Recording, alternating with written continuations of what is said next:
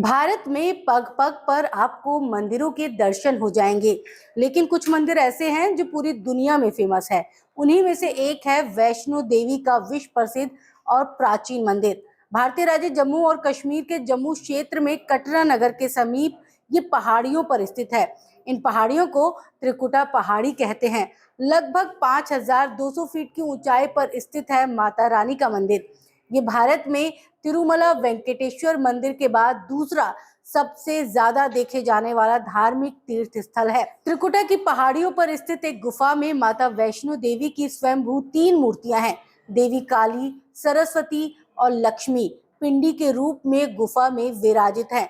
इन तीनों पिंडियों के सम्मिलित रूप को वैष्णो देवी माता कहा जाता है और इस स्थान को माता का भवन कहा जाता है। पवित्र गुफा की लंबाई 98 फीट है। इस गुफा में एक बड़ा चबूतरा बना हुआ है। इस चबूतरे पर माता का आसन है, जहां देवी त्रिकुटा अपनी माताओं के साथ विराजमान रहती हैं। भवन वो स्थान है जहां माता ने भैरवनाथ का वध किया था। प्राचीन गुफा के समक्ष भैरव का शरीर मौजूद है और उसका सिर उड़कर 3 किलोमीटर दूर भैरव घाटी में चला गया और शरीर यहाँ रह गया। जिस स्थान पर सिर गिरा, आज उस स्थान को भैरवनाथ के मंदिर के नाम से जाना जाता है। कटरा से ही वैष्णो देवी की पैदल चढ़ाई शुरू होती है, जो भवन तक करीब 13 किलोमीटर और भैरव मंदिर तक करीब 14.5 किलोमीटर की दूरी पर है। मंदिर के संबंध में कई तरह की कथाएं प्रचलित हैं। एक बार त्रिकुटा की पहाड़ी पर एक सुंदर कन्या को देखकर भैरवनाथ उससे पकड़ने के लिए दौड़े। तब वो कन्या वायु रूप में बदलकर त्रिकुटा पर्वत की ओर उड़ चली।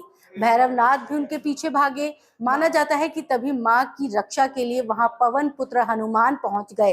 हनुमान जी को प्यास लगने पर माता ने उनके आग्रह पर धनुष से पहाड़ पर बाण चलाकर एक जलधारा निकाली और उस जल से अपने केश धोए। फिर वहीं एक गुफा में प्रवेश कर माता ने 9 माह तक तपस्या की। हनुमान जी ने पहरा दिया।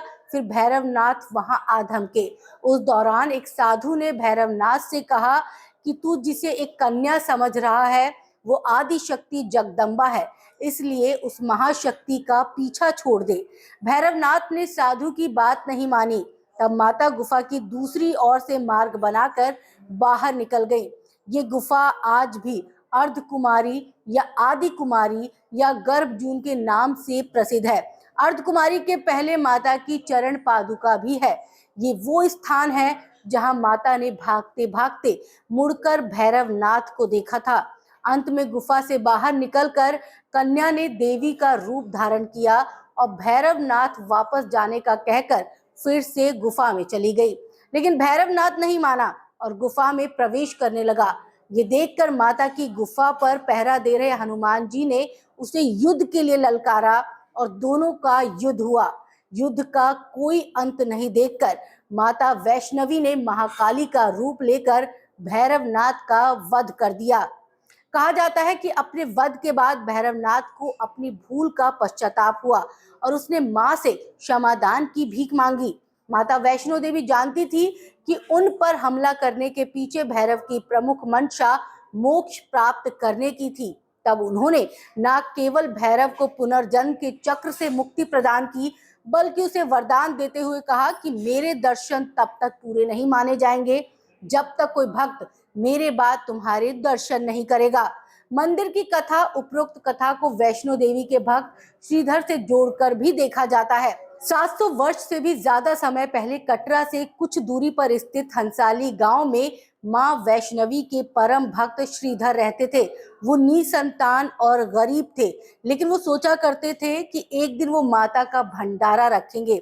एक दिन श्रीधर ने आसपास के सभी गांव वालों को प्रसाद ग्रहण करने का न्योता दिया और भंडारे वाले दिन श्रीधर अनुरोध करते हुए सभी के घर बारी बारी गए ताकि उन्हें खाना बनाने की सामग्री मिले और वो खाना बनाकर मेहमानों को भंडारे वाले दिन खाना खिला सके।